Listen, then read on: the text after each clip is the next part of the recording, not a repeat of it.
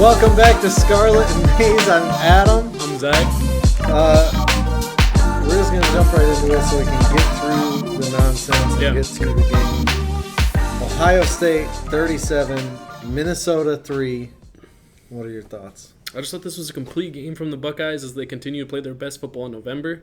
TreVeyon Henderson got healthy at the right time and is now playing the best football that he's played at Ohio State. And he actually, after the last few games, he actually leads the Big Ten in yards per game. And I just think all around the defense, the run game, Marvin Harrison Jr., Kyle McCord, like Ohio, I'm really confident in the Buckeyes right now. I know. So I was not able to watch this game, full disclosure. What was up with only being up 13-0 at halftime? It was just a slow start offensively. Okay. My thoughts are, having not watched the game, Ohio State beat Minnesota by less at home than Michigan did on the road, just as is the case with Penn State and Michigan State. That's all. I don't know. Transitive property is gospel, dude. And Michigan also beat Indiana and Rutgers by more points, too. So that's 5 of their 7 common opponents that Michigan beat by more. Wow. So... yeah. Like you've said many times, transitive property doesn't work in football. Ohio State dominated all those games, and I don't think really the score being a little less lopsided than Michigan when they beat them means anything at all. Okay. Michigan 31, Maryland 24. So Michigan was down to their third-string right tackle in the game. Roman Wilson got knocked out in the first quarter. J.J. McCarthy was a little banged up. The wind was crazy. But unfortunately, I think the biggest problem is this. In the 3 games this year coached by Sharon Moore, J.J.'s completing 61.3% of his passes. That's slightly worse than Kyle McCord on the season, throwing to Marvin Harrison Jr. and the rest of their 5-star receivers. 2 touchdowns, 4 interceptions, 26 rushing yards, no rushing touchdowns.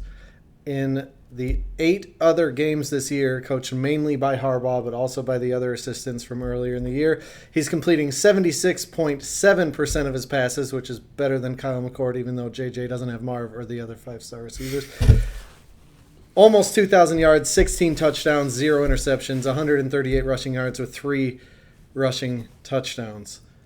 That is what's concerning to me about this. They were like 0 for 5, I think, on passes 15 yards down the field or more, down 15 yards or more down the field. I mean, there was like Talia's second interception. I don't know if it was going to be completed or not because Mike Sainer still saw that the ball was dying in the air and came back and picked it off. Yeah, he's also a former receiver, but like some of the throws from JJ were just bad decisions. Some of them. Like, I think they maybe were just not throwing the ball as much in this game because of the wind. They didn't want that to potentially happen. Yeah. No one was kicking field goals in this game, apparently, because of the wind. But Talia even still hit some deep shots, like at least deeper than 15 yards. I'm saying it was just more of a gamble to throw it. Yeah. And Michigan was still they got out to an early lead and they were winning. That Michigan. But those stats with Sharon Moore versus not Sharon Moore is like, The difference in the game was the early drive that Maryland had where Talia threw the ball.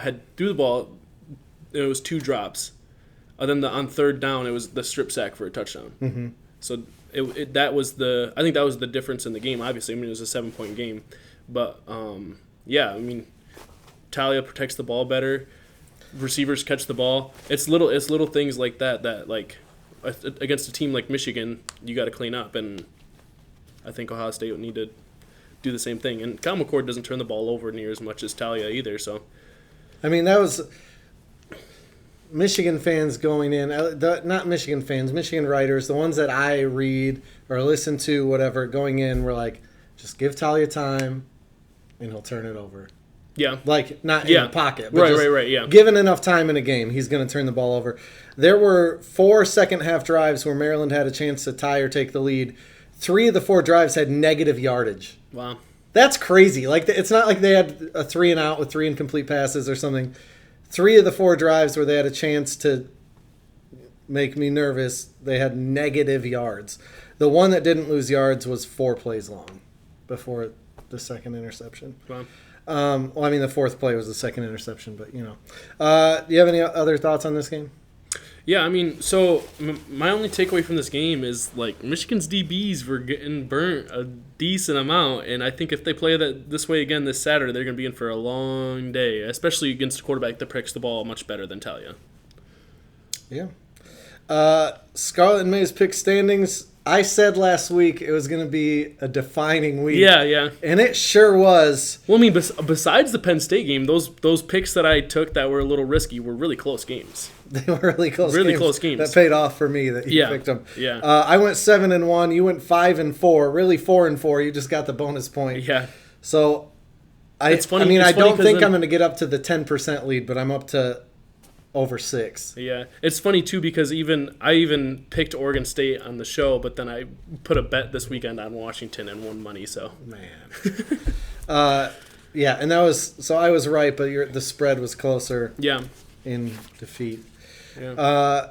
Big Ten takeaways? Mine comes right out of these picks. So even though I picked Iowa to lose last week, based on my as soon as you think you have the West figured out, you don't take. I think that take, even though I picked Iowa and was wrong, is still right, and that was my mistake. Is I thought I had the Big Ten West figured out, so I would lose, and just when I thought I had the West figured out, I was wrong. Big Ten West, man. Yeah. Mine is congratulations to Michigan State for beating Indiana, making the Hoosiers officially the worst team in the conference by a field goal at 3-8 overall, 1-7 in conference. Their last game is against rival Purdue for the old Oaken Bucket. Purdue is favored in the game, but if Indiana wins, they're back to only the second worst team in the conference to Purdue because they'll have the tiebreaker over Purdue. Josh Fryer was probably only off by 3 entire games when he said it's crazy. Indiana was easily a bowl team. I mean, it's crazy because I saw a stat which I didn't double check to be true or not, but it was saying that both Michigan State, Indiana, this was the first time that either of them played a team with losing records. So I think it goes to show that are they the worst teams in the Big Ten, or do they just not play in the West? I'm not saying that they would win. Losing record could be 5-4. Right, yeah. Well, that's a winning record, but. Or 4-5, whatever. But no, yeah, I get you. Yeah, I'm just saying, I don't think either of these teams are the worst teams in the Big Ten. I think they're better than a few teams in the West, and I think that, yeah. And I think it's a tough draw when you got to play Ohio State, Michigan State, and Penn State every year, especially when you're. It's rough to play Michigan State this year. Wait, I meant Michigan, not Michigan State. Yeah, you knew that. I didn't know that because you said it, and they. No, it's rough to. No, I'm saying for Michigan State and Indiana, it's rough for them to. They have to play teams like that every year. Those are 3 guaranteed losses in a year like that for teams like that. So then they have to go 6-3 the rest of the season against a decent schedule. I mean, they're in the Big Ten. Yeah, I mean, he plays some Big Ten West teams also. But yeah. Whatever. For instance, Indiana playing Purdue this week. Yeah, Purdue's not good. One step further take. What do you got? Yeah, so my one step further take is TreVeyon Henderson is peaking at the right time, and he will have a 2014 Ezekiel Elliott type run to finish the season. In the bowl game, you mean in the Gator Bowl or something? No, they're going to win on Saturday. They'll win the Big Ten championship game. They'll win the semifinal, and they'll win the final. All because TreVeyon Henderson will be balling out. Okay. He's the best running back in the Big Ten.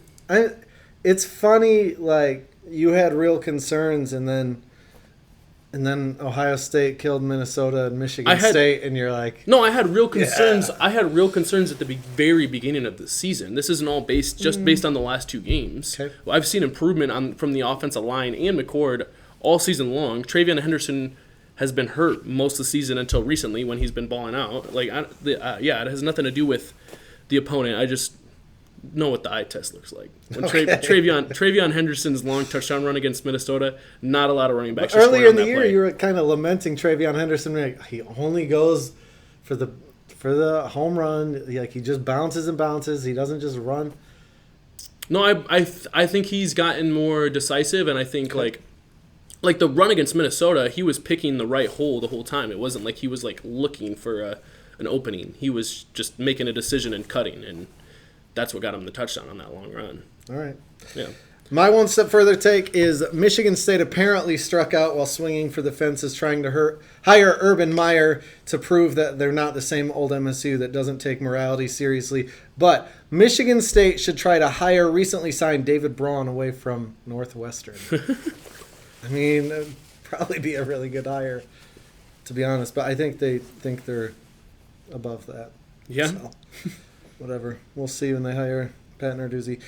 Viewer questions. We got a few. What do you think is the matchup to watch for in the game? We'll obviously get more into our predictions and stuff later, but So I think it'll be, I don't know if it's necessarily like it's like a matchup directly. Like it's not one player on another player. But I think as far as like Michigan on offense, Ohio State on defense, if Ohio State can control the run game, they haven't allowed a rushing touchdown in like 6 games. I think I have that later in my notes. But if Ohio State can continue to control the run game and all that's going to be a huge key for that. Like if Michigan can run the ball, they're going to win the game. If they can run the ball well, they'll win that game. But I also, on the other side, I think the biggest matchup is Marvin Harrison Jr. versus whatever 2 defensive backs are covering him. okay. Mine is Michigan's defensive line against Ohio State's offensive line, and it doesn't have to do with the running game so much. Kyle McCord has a 128.8 QB rating, 72.7 completion percentage, 20 touchdowns, 2 interceptions, over 10 yards per attempt on 258 dropbacks without pressure. Under pressure, he has just a 48.2 QB rating, 38% completion percentage, 2 touchdowns, 2 interceptions, 4 yards per attempt on 84 dropbacks. Michigan has got to pressure Kyle McCord, whether they're able to just use DL or bring blitzes or whatever. They just can't let him sit back there and wait for Marv or one of the other receivers or the tight ends to get open. For the record, J.J. McCarthy's QBR under pressure goes from 128.2 to 101.8. His completion percentage goes down from 78.5% to 57.9%. So there is a drop-off, but the drop-off is more drastic with Kyle McCord. Yeah, I'm curious. So how many dropbacks? You have the dropback first 84 dropbacks. Okay, yeah, it's like a decent sample size. Yeah, it's 84. a decent sample size. Yeah. But yeah, I mean, there's all the stats like McCarthy's PFF grade against blitzes is compared to when Stallions was there to not there is like night and day, and I don't know. So it'll be interesting. Okay. Yeah. How long has it been since Ohio State was an underdog headed into the game? That was 2018. Yeah. Which I didn't know off the bat because that was before 2021. That was like I was excited. It's easy to forget, and it's easy to forget. Yeah. When you get blown out 62-39. I mean, Michigan was doing their revenge tour thing. Ohio State had lost to Purdue, squeaked by Nebraska, beat Maryland by 1 in overtime, and then just destroyed Michigan. But whatever. That was the last time that they were underdogs. Is this the new norm is the second part of the question. Before that, by the way, before 2018, it was 2011 when Brady Hoke won the game. Yeah. Over Luke Fickell, who I'm less and less and less impressed by. With. Yeah. No, I don't think this is the new norm. Did you say whether or not this is the new norm? No, I didn't. I think if Sharon Moore wins this game and Jim Harbaugh comes back, it might be officially like a turning of the tide, I think. But especially, that's the next question. Is Ryan Day going to be there next year if he loses to Sharon Moore in this game? We'll get into that. But see. Michigan has 40 seniors and is most likely has more punishments coming. So I think that's a factor to consider too. Yeah. I mean, I don't know if they have more punishments coming, but we'll see. Ohio State, if Ohio State loses to Sharon Moore in Michigan, is Ryan Day still the coach for Ohio State next year? For sure. Yeah, I think there's no chance that you fire a coach like that. I mean, look at teams like Clemson and USC, A&M, Texas. You realize that sustaining and acquiring talent is not the only key to success. These are teams that recruit at a high level, that have really big name coaches. I mean, not A&M now. They just fired Jimbo Fisher, but Jimbo Fisher brought in the highest rated recruiting class in the history of football at the time. I mean, I don't think many of them are still on the team. Right, but obviously it didn't pan out. Clemson was very good for a very long time, still recruits at a high level, but has been very mid the last couple of years. USC can't figure out their defense, but they always bring in good talent. I think Ryan Day has been incredible regardless of the team that he took over. They have had 11 wins every year under him, besides the COVID year when they played for a national championship. Ryan Day is still one of the best coaches in the country and is still very young. Saban was 52 when he won his first national championship. Smart was 46 when he won his first national championship. And Ryan Day is only 44 and has come closer to winning a natty than most coaches ever will. Ohio State would be dumb to give up on Ryan Day after this year. Okay.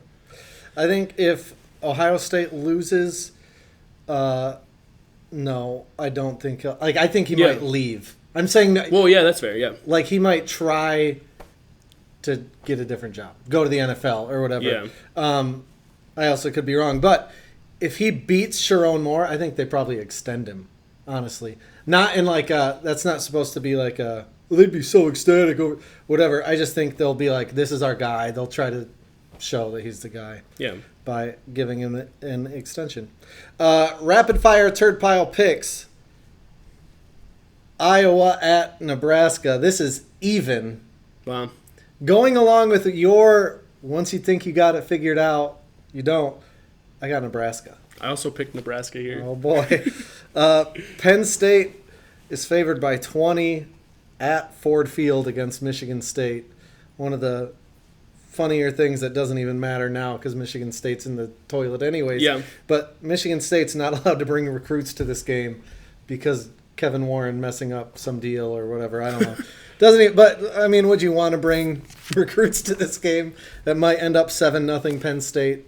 But whatever. Yeah. Penn State. Yeah, I got Penn State as well. Indiana at Purdue. Purdue's favored by 2.5. I got Purdue. Okay, Indiana.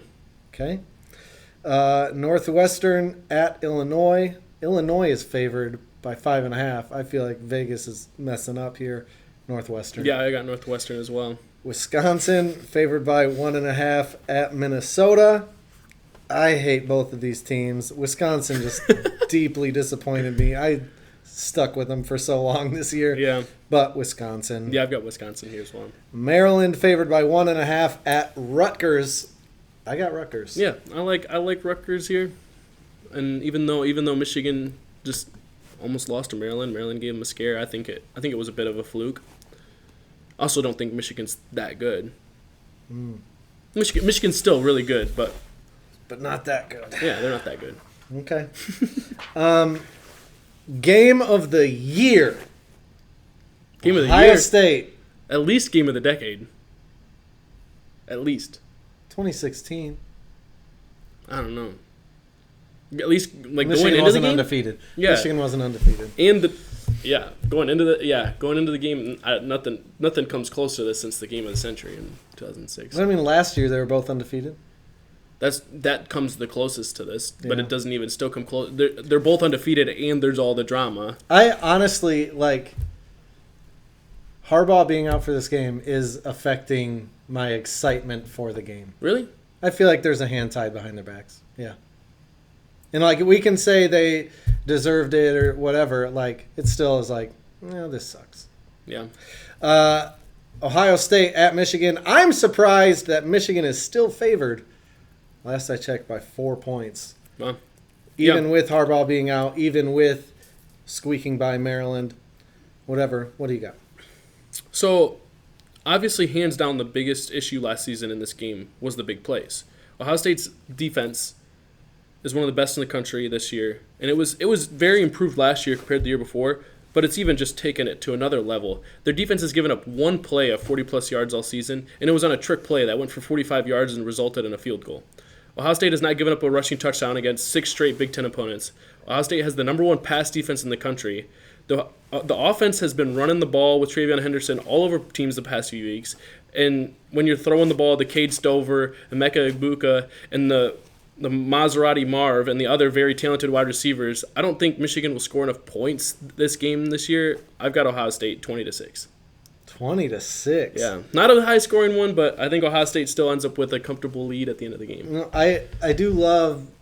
I'll get to mine in a second, but you said like, oh, they don't give up big plays, and that's what killed them.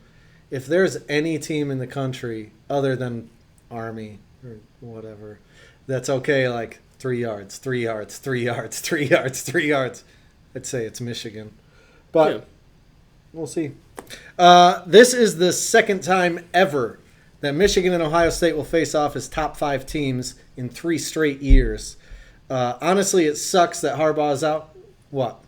What? You looked confused. No, Okay. Top 5, 3 years in a row. They're both top 5, 3. Okay. It's the first time, or second time that's ever happened. It sucks Harbaugh's out for the game. I don't know if Sharon is just too run focused, that there's some kind of disconnect with JJ, or he can't get in rhythm, or like Jim Harbaugh. They have a quarterbacks coach, but Jim Harbaugh is like the quarterbacks coach. He's close with JJ. I don't know if that is factoring in, but it sucks that at the very least, it does seem like McCord is playing his best ball, and McCarthy's definitely not the last couple of weeks, whether it's coaching related or maybe his injury the last couple of weeks, whatever. I don't know. That said, 100% of the pressure has to be on Ohio State, right? Even though Michigan is still favored in this game. Marv is healthy, McCord's been playing well, and they didn't get their head coach suspended over another team hiring a PI to follow around a low-level staffer who broke a minor rule. Like, they have their head coach. They have their best players. I feel like 100% of the pressure has to be on Ohio State. Even if Ryan Day does not get fired for losing to Sharon Moore, man, it's got to be embarrassing, right? I don't- Ohio State. I don't know, man. I feel like, That's not my pick yet. yeah, I was honestly going back and forth to even pick Michigan or pick Ohio State to win this game. I am very not confident, especially looking at the Sharon Moore with J.J. McCarthy difference there. I loved your subtle "we're a victim" slide in there. Not a victim. I just think it's bullshit. It's not as big of a deal as some people make it out to be. Still, But just say it. Michigan is not the victim here. Michigan's not the victim here. Okay. I think that much bigger Cool. things are happening around the country that are being ignored. But if they broke a rule, they should be punished. I do think it's nonsense, breaking protocol, setting new precedents to punish Jim Harbaugh when the commissioner didn't. It wasn't in the rules to do that. But whatever. If they broke the rule, they broke the rule. Like Chris Partridge getting fired, I think was smart. It was good. Not smart. It was the right thing to do, to fire him on the spot and whatever. Yeah. That said, they broke a minor rule, and it started with a private investigator getting hired to follow him around. And I feel like that's bullshit. My only thing is, like, there's already so much pressure in this game. I just don't know how much, like, a little more pressure is gonna. What's that gonna do? You know what I mean? Like, Maybe we'll see, maybe we won't. Like whether you're favored in this game, whether you're the underdog, no matter where you're at in this game, there's a lot of pressure to perform in this game, and I think it doesn't matter how much added pressure that this situation has or whatever. I think it just depends on what you do under that pressure, and I think that thinking that Ohio State's going to fold under the pressure is lame. Well, I didn't say that. No, I'm just saying, thinking, like, even just bringing up the pressure, I think, like, I'm not worried about the pressure. Okay. Kyle McCord's played his best when they've been under pressure, so. Okay. 2 years ago, Hassan Haskins just ran it through Ohio State's face all game long to the tune of 5 touchdowns, most in one game in the history of the game, but only because there was a devastating snowstorm that disappeared with Ohio State's offense. Michigan didn't have to deal with the blizzard that was happening of 5 flakes. Last year, Ohio State wanted to dare J.J. McCarthy to beat him with his arm, and he did, throwing 3 touchdowns and running another in before Donovan Edwards had the longest run in the history of the game, followed up by an even longer run in the history of the game. In Columbus with perfect weather in a 23-point Michigan win. That really should have been 30 if the refs didn't blow it dead. I've said it a few times. I know neither of those games count to Buckeye fans anymore because a 28-year-old former Marine stood next to the guy calling defensive plays. But those games have not been vacated, and I don't think will be vacated, so you can go grab a seat near Urban Meyer if you dare, Zach. I don't know if it'll be the ground game again, J.J. McCarthy again, the defense or what, but I got Michigan 27-24. So you don't know why? I'm saying I don't know how it will happen. Oh, okay. I don't know if they're going to run it or if JJ will make plays. Like, we forget. I forgot until an hour after the Maryland game. The week before Ohio State last year was Illinois when Michigan won on a last-second field goal. Yeah. It was 2018 where Ohio State easily could have lost to Maryland. I think the receiver fell on the two-point conversion that would have won, and so he didn't get the ball. Ohio State could have lost that game, and then they blew out Michigan. So you have two examples in the last 5 years. Do you have any more in the last 50 years? I keep seeing Michigan's pull out these two examples, just these two. I mean, I've seen it over and over. They're in the very past recent week. examples. Yeah, very recent. One was last year. One was 5 years ago. Uh-huh. Both teams play every year. Like, they play the week before every year. So 2-5 isn't that like? It's not like it's this is what happens. The team that's going to win the game struggles the week before. I didn't think I was going to have to need the stat, but it's something like 6 out of the last 8 years in the game. Whoever had a closer game the week before won the game. Okay, that's a different stat than just two examples. It is. Yeah. I'm just saying. Last week, after the Maryland game, I was like, man, I really don't feel good. Also, the opposite feeling has been true the last 6-8 years, whatever. I didn't remember the stat because I didn't think I was going to need to. But things no one is talking about. So Kyle McCord has played 2 top 10 pass defenses, and in those 2 games, he's thrown for a combined 526 yards, a touchdown, and had a game-winning drive. And I think that's not being talked about enough. The two best pass defenses he's played, he threw for an average of 250 yards. And I mean, that's not very much for Ohio State standards, right? Sure. 250 yards. Sure, in a very pass-heavy offense. Sure, comparing Kyle McCord to Ohio State to what C.J. Stroud did the last 2 years and blah blah blah, and in a whole plethora of games. I don't have the stats off the top of my head for what C.J. Stroud, how many yards he threw against top 10 defenses, but I'm sure it wasn't a lot more than 250 yards against top 10 pass defenses. Okay. 250 yards against top 10 pass defenses is pretty incredible. For Kyle McCord, yeah. It would be good. Like, that's ridiculous. JJ played 1 top 10 pass defense and he threw for 60 yards. And I get that they were running the ball and they leaned on it. 80 yards, first of all. Did he throw for 80? Yeah. I thought it was 60. It was 80. Wow, it's so much better than 60. It was 20. 20 more. Wow. And he didn't get all 20 of those yards in one throw, I'm sure. Probably not. The Roman numeral for 1,000 is the letter M. The Roman numeral for 1001, MI. On Saturday, Michigan became the only team in the history of football to have 1,000 wins. Go Blue, fuck Ohio. All of that isn't being talked about enough. The M, the MI, the fuck Ohio. I think people are expecting them to not have 1,000 wins for very long.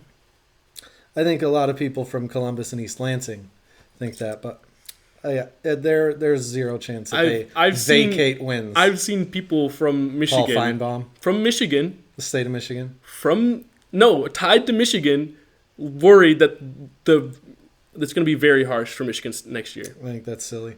Okay. Tweet of the week. What do you got? I got mine's from Ohio State's actual account. This might be the first time I've done this. So Ohio State FB.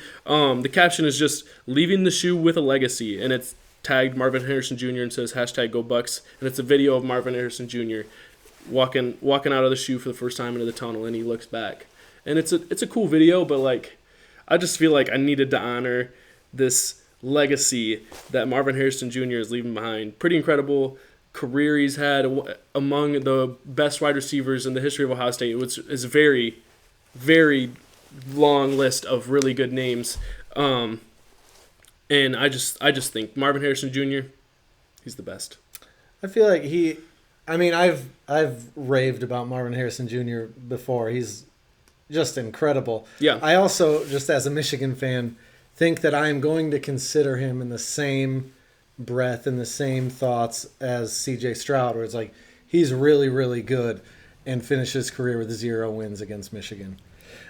It's fun because my tweet of the week is also, it's a quote retweet of Michigan's official account. Wow. Yeah, but it's from Aaron Bills, Michigan's director of football creative, which is a stupid. He does graphics for Michigan football. Cool. But he said the only 1,000 win team in the history of football, #GoBlue, #winningest. That was a quote retweet of the official account, like I said, who had a picture of the team celebrating on the field after the game, holding up signs for 1,000 wins. Cool. Nobody else can even do that, even for a few years. With that, we'll see you next week. Maybe. Maybe I just won't show up if Michigan loses. I'll show up if Ohio State loses. Okay. Ohio State's not going to lose, though, so. Yeah. I showed up. Maybe. I've had to show up every year on this show after Ohio State loses, so you'll have to do it at some point. That's the one reason why we're still doing the show this year. Is I was scared if I stopped doing it, Michigan would lose. Really? So, no, not really. But with that, we'll see you next week. Ohio, go blue. Go Buckeyes. Go Fly.